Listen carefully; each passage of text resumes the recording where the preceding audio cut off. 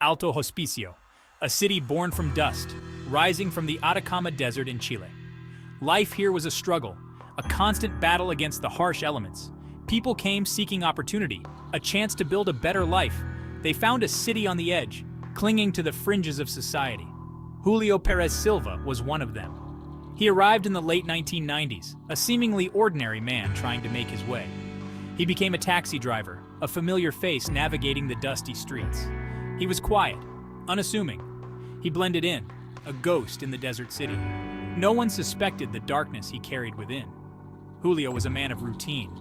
His days were spent ferrying passengers, his nights shrouded in the desert's silence. He was a puzzle with missing pieces, an enigma waiting to be unraveled. He observed his passengers, studying them, learning their routines. He was a hunter stalking his prey, the desolate landscape his hunting ground. He chose his victims carefully, women who lived on the margins, their disappearances likely to go unnoticed. These women, often overlooked by society, became his targets. He saw their vulnerability, their desperation. He used it against them, luring them into his taxi, a metal coffin on wheels. He was a predator in plain sight, his taxi a symbol of ordinary life, a mask for the horrors he inflicted. The first whispers of missing women started as a murmur, a ripple of unease in the community. Then, the whispers grew louder, fear taking root like a desert weed. Women were vanishing, swallowed by the vast emptiness of the Atacama. Each disappearance chipped away at the city's fragile sense of security. The desert, once a source of awe, became a place of dread. The authorities were baffled.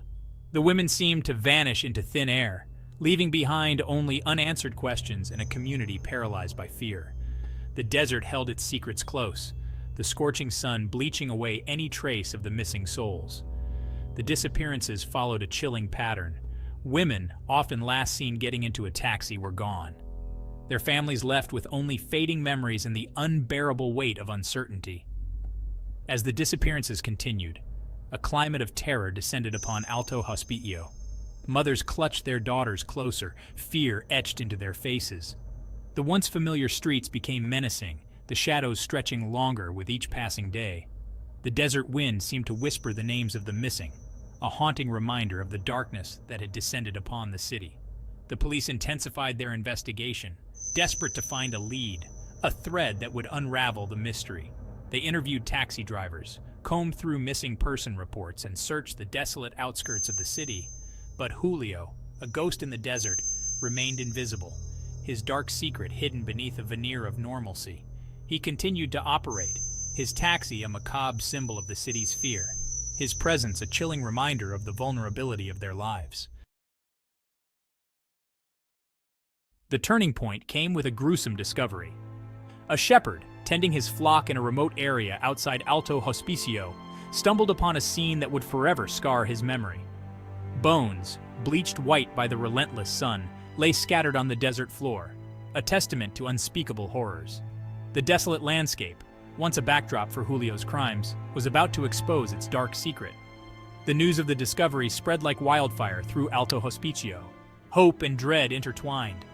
Could this be the breakthrough they had been praying for?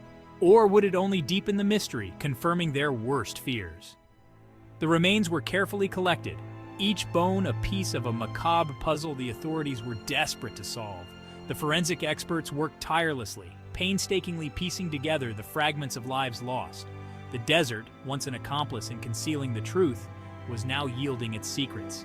The bones told a story of brutality, of lives cut short. They whispered the names of the missing, their voices rising from the dust. The discovery of the bodies sent shockwaves through the community.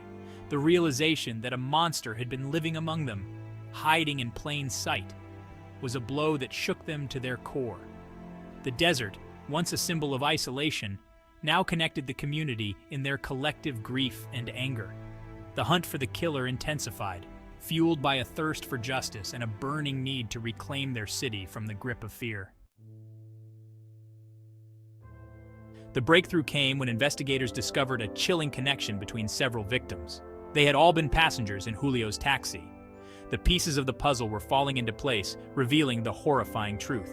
Julio, the quiet taxi driver, the ghost in the desert, was the monster they had been hunting. The man who had offered them rides, a sense of safety in the desolate landscape, was the architect of their demise. The news of Julio's arrest spread through Alto Hospicio like a cleansing wind. The city held its breath, a mixture of relief and disbelief. The man who had haunted their lives, who had stolen their mothers, daughters, and friends, was finally behind bars. Justice, long awaited, felt within reach. The trial of Julio Pérez Silva was a landmark event in Chilean history. The eyes of the nation, indeed the world, were on Alto Hospicio. The courtroom became a stage where the horrors he had inflicted were laid bare. The evidence was overwhelming, the testimonies heartbreaking. The families of the victims, united in their grief and their demand for justice, finally had their day in court. The jury's verdict was swift and decisive. Guilty. Julio Pérez Silva was sentenced to life in prison, his reign of terror brought to an end. The sentence brought a sense of closure, a measure of justice to the families of the victims. But the scars of his crimes, like the relentless desert wind, continued to etch themselves onto the soul of Alto Hospicio. The case of Julio Pérez Silva sent shockwaves through the field of criminal psychology. How could a seemingly ordinary man, a ghost in the desert, commit such horrific acts? Experts analyzed his past, searching for clues, trying to understand the genesis of his monstrous nature. Some pointed to his troubled childhood, a history of abuse and neglect, as the root of his darkness. Others focused on his methodical planning, his ability to blend in and gain the trust of his victims, as evidence of a psychopathic mind. The case became a chilling study in the duality of human nature, a stark reminder that evil can lurk beneath the most unassuming facades. Despite the efforts to dissect his psyche, Julio Pérez Silva remained an enigma. He refused to cooperate with psychiatrists, offering no explanation, no remorse for the pain he had inflicted. His silence only deepened the mystery, leaving a void that fueled speculation and haunted the dreams of those who had dared to peer into the abyss of his mind. His case became a chilling reminder that some monsters don't fit neatly into preconceived notions. They walk among us, their true nature hidden beneath a veneer of normalcy. The case of Julio Pérez Silva challenged experts to confront the limitations of their understanding, to grapple with the uncomfortable reality that some darkness defies explanation. The crimes of Julio Pérez Silva cast a long shadow over Alto Hospicio. Even with the capture and conviction of the killer, the fear lingered. The desert, once a source of life and livelihood, now held the memory of unspeakable horrors. The families of the victims, forever bound by their shared tragedy, continued to grapple with their loss. The case forced the community to confront its vulnerabilities, to acknowledge the dark undercurrents that existed even in the most desolate corners of the world.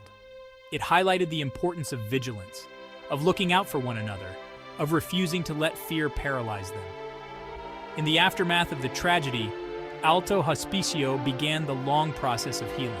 Memorials were erected to honor the victims, their names forever etched in the memory of the city. Support groups were formed, offering solace and understanding to those whose lives had been irrevocably altered by Julio's crimes. The case of Julio Pérez Silva, the taxi driver who became a monster, served as a stark reminder that darkness can lurk in the most unexpected places.